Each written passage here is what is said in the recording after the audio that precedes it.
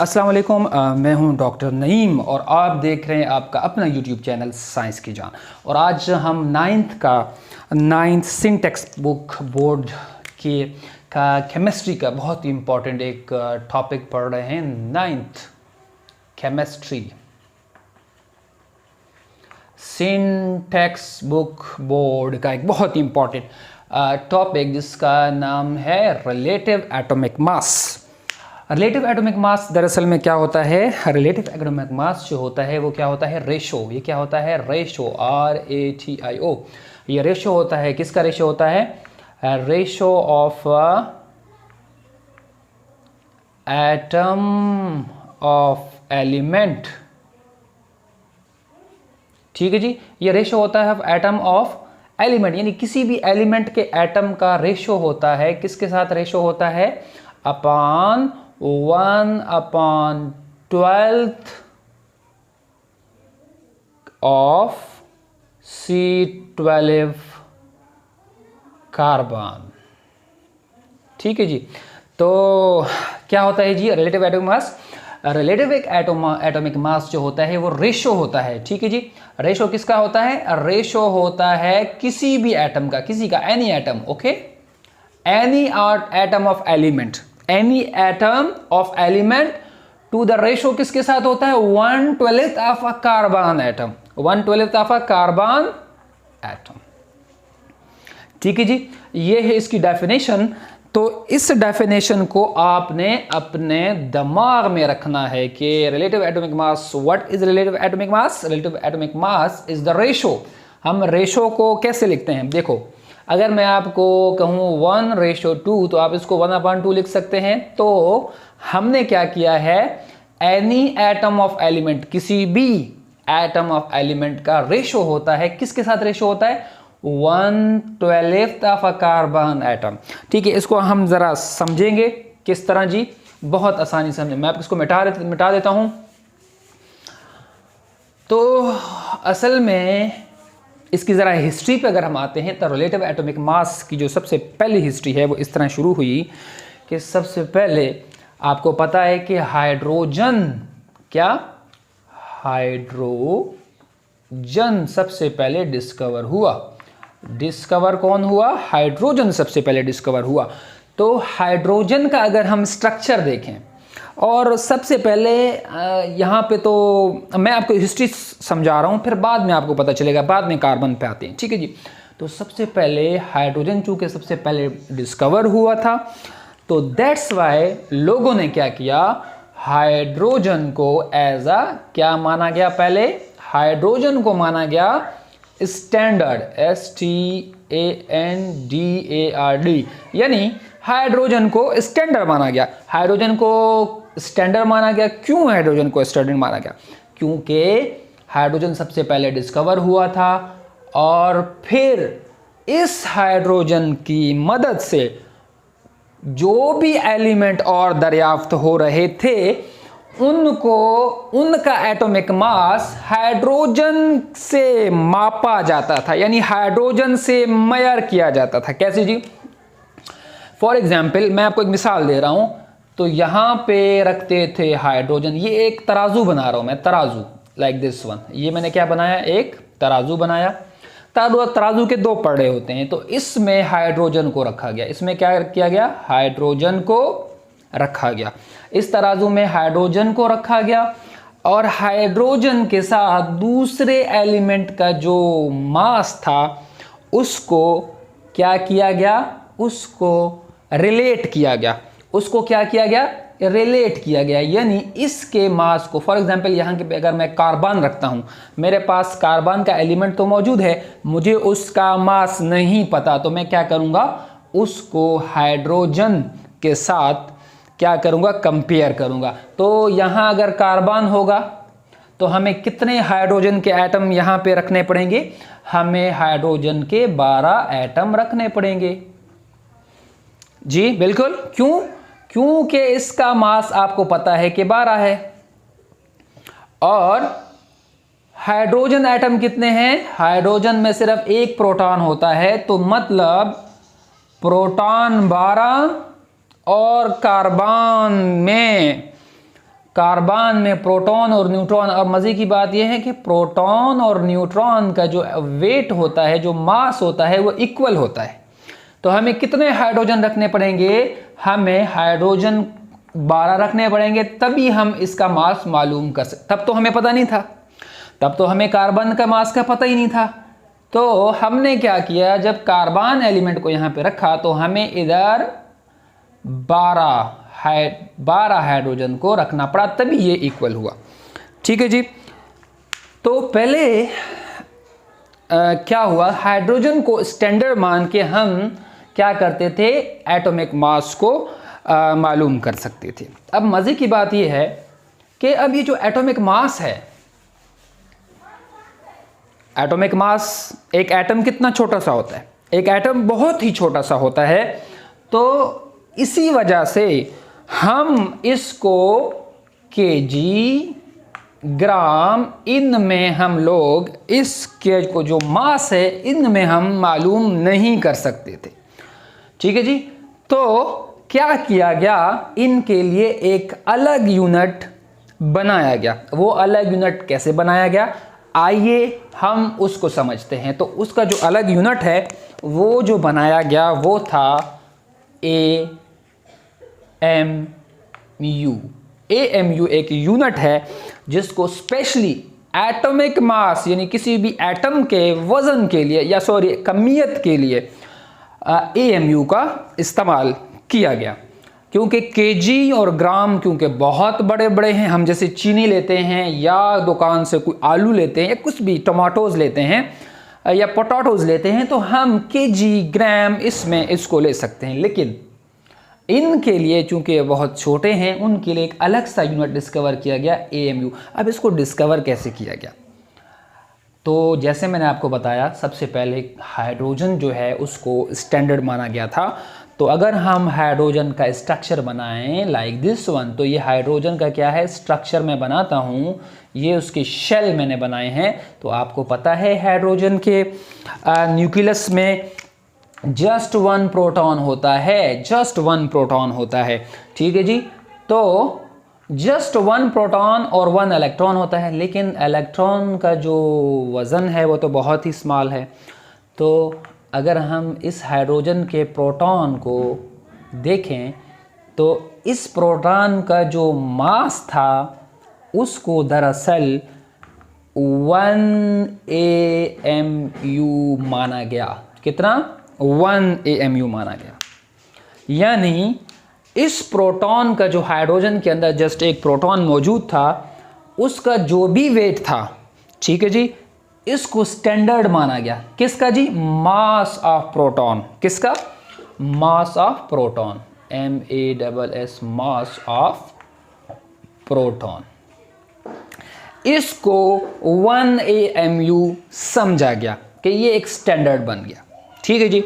तो आपको पता है अगर हम इसको ग्राम में लिखेंगे तो मास ऑफ प्रोटॉन कितना है जी? मास ऑफ प्रोटॉन है 1.67 इंटू 10 पावर -24 ग्राम के अंदर। ये जो मास था दैट इज, इस मास को क्या माना गया? 1 AMU माना गया। AMU माना गया। अच्छा जी। तो हाइड्रोजन के जो अंदर एक प्रोटॉन होता है उसको 1 AMU माना गया, यानी 1.67 इंटू 10 पावर -24 ग्राम को 1 AMU माना गया। तो इसी तरीके से क्या हुआ, हाइड्रोजन में कुछ प्रॉब्लम आ गई क्योंकि हाइड्रोजन एक गैस है, और जब इसको कंपेयर किया जा रहा था तो इसके जो आंसर हैं या कोई दूसरे एलिमेंट का जो भी आंसर थे या जो भी मास था वो क्या हुआ, वो फ्रैक्शन में आ रहा था। तो हाइड्रोजन को रिप्लेस कर दिया गया। हाइड्रोजन को क्या किया गया? एज अ स्टैंडर्ड उसको रिप्लेस कर दिया गया। और किसको लाया गया? आइसोटोप ऑफ कार्बन, कार्बन के आइसोटोप्स को लाया गया। तो यानी मास ऑफ हाइड्रोजन को, यानी जो एक्सटेंडर एक पहले ज़माने में लिया जाता था हाइड्रोजन को, अब उसको स्टैंडर्ड नहीं लिया जाता। आजकल मॉडर्न जो बुक्स हैं उसमें किसको और लिया जाता है? कार्बन एटम को क्या लिया जाता है? स्टैंडर्ड लिया जाता है। कार्बन एटम को स्टैंडर्ड लिया जाता है। किसके लिए स्टैंडर्ड लिया जाता है? कार्बन एटम को इस्तेमाल करके हम बहुत सारे और एलिमेंट का मास मालूम कर सकते हैं। लेकिन अब मजे की बात यह है कि कार्बन के तो 3 आइसोटोप्स होते हैं। एक आइसोटोप जो है उसका नाम है कार्बन 12 और एक कार्बन 13 और दूसरा कार्बन 14। तो इनमें से कौन सा आइसोटोप लिया गया? इनमें से 12 कार्बन नंबर 12 का जो आइसोटोप था उसको लिया गया, इसको लिया गया। लेकिन आपको पता है अगर इसकी हम बात करें कार्बन 12 की, तो स्टैंडर्ड किसको लिया गया जी? कार्बन 12 को। ठीक है जी। अब कार्बन 12 का जो आपको पता है, अगर हम इसमें प्रोटॉन की तादाद देखें, आपको पता है कि प्रोटॉन और न्यूट्रॉन का जो मास होता है, मास वो क्या होता है? दोनों का मास इक्वल होता है, तकरीबन इसका मास इक्वल होता है। ठीक है जी। तो हम इसमें प्रोटॉन और न्यूट्रॉन की जब तादाद कार्बन के अंदर चेक करते हैं तो 6 प्रोटॉन और 6 न्यूट्रॉन कितने हो गए? 12। कितने हो गए? 12। और एक प्रोटॉन, जैसे आपको याद होगा कि एक प्रोटॉन जो था हाइड्रोजन का, वो क्या था? 1 AMU। एक प्रोटॉन किसके बराबर था? 1 AMU। तो इसमें कितने हो गए? अगर 12 प्रोटॉन और न्यूट्रॉन हैं, ये तो बराबर है। चलो इनको मान लो कि दोनों प्रोटॉन हैं, इनको दोनों प्रोटॉन मान लो, तो कितने हो गए? 12 प्रोटॉन। इट मीन कि कार्बन का जो वेट है वो कितना है? मास है वो है 12 AMU। ठीक है जी। अच्छा, कार्बन 12 को क्यों लिया गया? बिकॉज ये 98% मौजूद है और जो इसके आइसोटोप्स हैं वो कम मौजूद हैं। तो इस बात का भी आपको पता चल गया। अच्छा जी, अब देखें जरा बात गौर से। अब क्या किया गया? कार्बन 12 तो लिया गया, कार्बन 12 का एटम जो था वो लिया गया, लेकिन इस कार्बन के आपको पता है कितने प्रोटॉन है इसके अंदर? 12 प्रोटॉन है। लिया गया 1/12 ऑफ कार्बन लिया गया। 1/12 ऑफ कार्बन का मतलब है अगर कार्बन में कितने प्रोटॉन हैं? 12। 1 2 3 4 5 6 7 8 9 10 11 12। ठीक है जी। तो ये अगर हम इसमें प्रोटॉन कर दें, 1 प्रोटॉन 2 प्रोटॉन, या हम इसके पार्ट्स बना दें, बात तो एक ही है। तो हमने इसके जब पार्ट्स बनाए तो 12 पार्ट्स जब कार्बन के बने, उसका जो एक पार्ट था ये वाला, ये पार्ट कौन से वाला? ये वाला, जस्ट 1 पार्ट, यानी 1/12 part, 12th of C12 carbon. कौन सा आइसोटोप? C12 ऑफ, ठीक है जी, C12 एटम जो था 1/12 ऑफ C कार्बन जो है, C12 कार्बन जो है वो लिया गया। अब इसको स्टैंडर्ड माना जाता है इंस्टेड ऑफ हाइड्रोजन।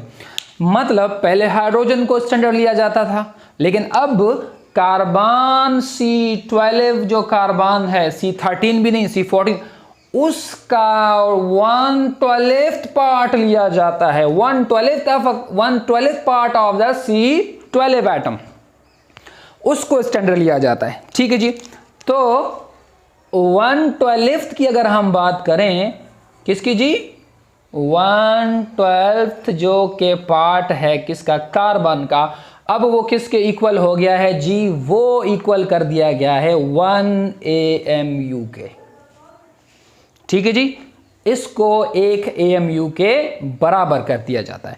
अब हम जो भी एटम को रिलेट करेंगे, अगर किसी भी एटम को रिलेट करेंगे, तो अब हम तराजू जो भी लेंगे उस एक तराजू के अंदर 1/12 पार्ट ऑफ कार्बन 12 का लेंगे, और फिर यहाँ पर हम किसी भी क्या कहते हैं, एलिमेंट का एटम, एलिमेंट का एटम वो रखेंगे। फॉर एग्जाम्पल अगर हमने यहाँ पे सोडियम रख दिया, Na रख दिया। तो अब हम क्या करेंगे, इन दोनों को रिलेट करेंगे, इसके साथ हम क्या करेंगे, इसकी मेजरमेंट करेंगे, इसकी मास की। तो आपको पता है ये किसके बराबर है, 1/12 ऑफ कार्बन बराबर है 1 AMU के बराबर है। तो हमने जब इनको तोला, इनको जब हमने कंपेयर किया, तो क्या पता चला कि ये सोडियम जो है 1/12 ऑफ कार्बन के कितने ज्यादा है, ये 23 टाइम्स ज्यादा है, 23 टाइम्स ज्यादा है। तो हमें पता चला कि सोडियम कितने AMU का हो गया, सोडियम 23 AMU का हो गया।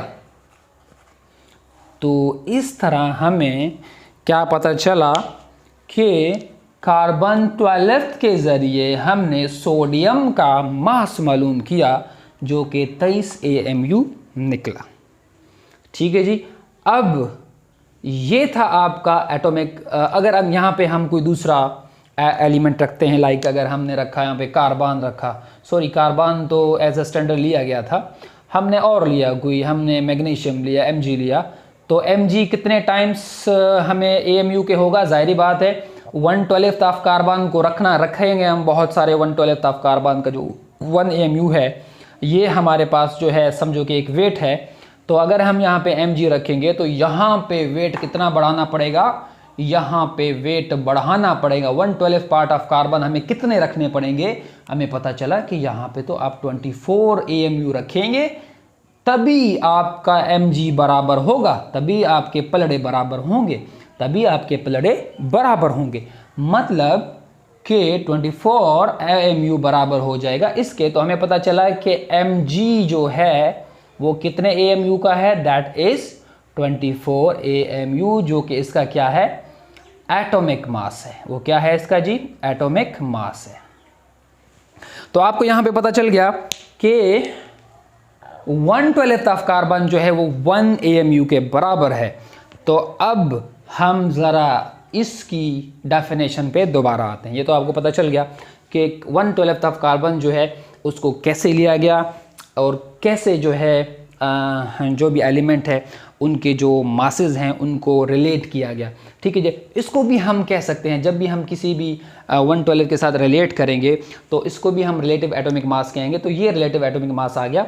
ठीक है जी। अब जो रिलेटिव एटॉमिक मास की हमने पहली डेफिनेशन पढ़ी थी उस पर दोबारा आते हैं। फॉर एग्जाम्पल हमने जैसे पढ़ा था कि रिलेटिव एटॉमिक मास क्या है, रिलेटिव एटॉमिक मास क्या है, एक रेशो है। सबसे पहले हमने पढ़ा था कि ये क्या होता है, RATIO एक रेशो होता है जिसमें हम क्या करते हैं, कोई भी एटम जिसका मास हमें मालूम करना होता है, फॉर एग्जाम्पल जिसके उसका एटम रखते हैं, क्या रखते हैं जी, उसका एटम रखते हैं, एटम रखते हैं। ठीक है, एटम ऑफ एनी एलिमेंट जिसका मास हमें मालूम करना होता है, उसको हम किसके साथ रिलेट करते हैं, उसको हम रिलेट करते हैं 1/12 पार्ट ऑफ कार्बन के साथ। ठीक है जी, उसके साथ हम रिलेट करेंगे। और 1/12 कार्बन कितने के बराबर होता है, 1 AMU के, 1 AMU के बराबर होता है। और atom of any, for example atom of any element, हमने सोडियम रखा, एटम हमने क्या रखा, सोडियम रखा। तो आपको पता है सोडियम कितने AMU का निकला। जब हमने उसको रिलेट किया, हमने यहाँ पे देखा, हमने यहाँ पे 1/12 रखा था, मास 1/12 रखा था of the part of carbon, यहाँ पे एक वेट रखा था। जब हमने यहाँ पे मैग्नीशियम रखा तो हमने इसको कितने बार बढ़ाया, इसको हमने 24 टाइम्स बढ़ाया। ठीक है जी। तो हमें पता चला कि जो वो ये वाला जो वेट एटम एनी एलिमेंट का जो हमने वेट रखा था वो हमने 24 रखा था AMU, जो कि AMU था।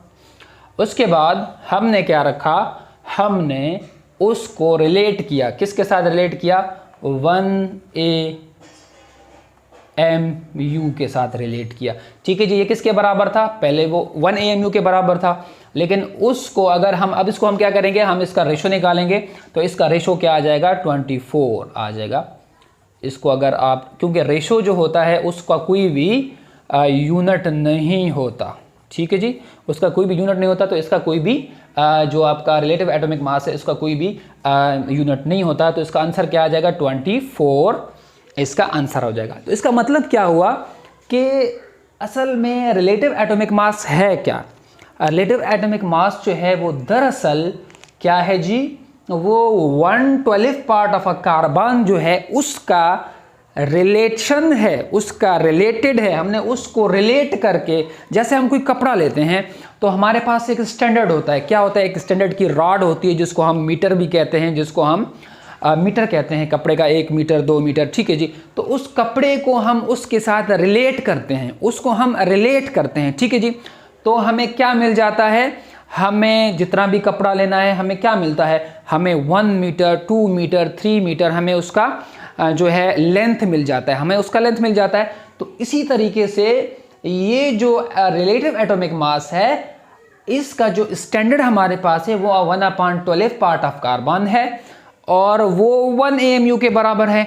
ठीक है जी, उस 1 AMU के साथ हम क्या करते हैं? दूसरे एटम को, दूसरे एलिमेंट के एटम, अगर मैग्नीशियम हो गया, कैल्शियम हो गया, सोडियम हो गया, उन सब को हम इसके साथ रिलेट करेंगे कि उनके मास कितने होते हैं। तो बाद में जो हमें क्या मिल जाएगा? एक रेशो मिल जाएगा जो कि 24 आ जाएगा और इसी रिलेशन को हम क्या कहते हैं? रिलेटिव एटॉमिक मास। तो इसका रिलेटिव एटॉमिक मास क्या आया जी? किसका जी? मैग्नीशियम का। हमने रिलेटिव एटॉमिक मास निकाला तो हमें पता चला कि मैग्नीशियम का रिलेटिव एटॉमिक मास कितना आया जी? ये आया जी relative atomic mass. Relative atomic mass कितना आया? 24। और आपको पता है अगर दो रिलेशन होती है उसका कोई भी यूनिट नहीं होता, रेशो का कोई भी यूनिट नहीं होता।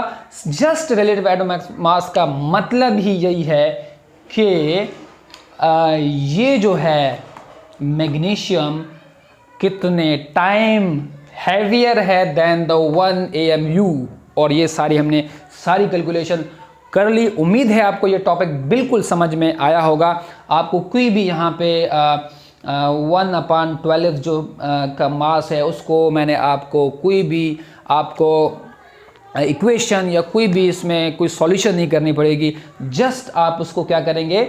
आप जो है उसको प्रोटॉन की तादाद से भी मालूम कर सकते हैं कि 1 AMU कितने ग्राम के बराबर है। ठीक है जी, तो ये था आपका टॉपिक। उम्मीद है आपको समझ में आया होगा और ज़्यादा आगे की वीडियो देखने के लिए आप मेरे चैनल्स को सब्सक्राइब कीजिए। आपकी सपोर्ट मुझे कामयाबी की तरफ लेके जा सकती है। अस्सलाम वालेकुम।